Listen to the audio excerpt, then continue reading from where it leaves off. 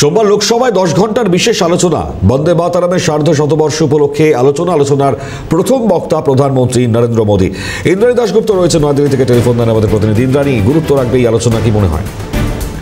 একদমই, দেখো, বন্দে মাতরম নিয়ে আগামীকাল 10 ঘন্টার আলোচনা লোকসভায় সূত্রপাত করবেন প্রধানমন্ত্রী নরেন্দ্র মোদী এবং তারপরে বলবেন রাজনাথ সিং বিজেপির পক্ষ থেকে, কেন্দ্রীয় প্রতিরক্ষা মন্ত্রী। কংগ্রেসের পক্ষ থেকে বক্তব্য রাখবেন প্রিয়াঙ্কা গান্ধী, গৌরব গগৈ প্রমুখ। তৃণমূল কংগ্রেসের পক্ষ থেকেও কিন্তু এই যে আলোচনা, এখানে অংশগ্রহণ করবেন কাকলি ঘোষ দস্তিদার এবং মহুয়া মৈত্র।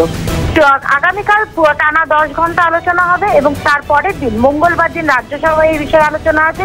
সেই আলোচনার সূত্রপাত করবেন কেন্দ্রীয় স্বরাষ্ট্রমন্ত্রী অমিত শাহ। গত মাসে এই বন্দে মাতরম সার্ধ শতবর্ষ উপলক্ষে প্রধানমন্ত্রী একটি অনুষ্ঠানে গিয়ে এই বিতর্কিত মন্তব্য করেন। তিনি বলেন যে যখন বন্দে মাতরম এই সঙ্গীতটি গ্রহণ করা হয়েছিল তখন বেশ কতগুলি স্তবক এই গাড়ি থেকে বাদ দিয়ে দেওয়া হয়েছিল এবং তার মাধ্যমে কিন্তু দেশভাগের বীজ বপন করা হয়েছিল। সুতরাং কালকে এই আলোচনা ঘিরে অবশ্যই উত্তপ থাকবে রাজধানীতে এবং সংসদে। ধন্যবাদ ইন্দ্রাণী। কথা বলছিলাম ইন্দ্রাণী দাশগুপ্তর সঙ্গে।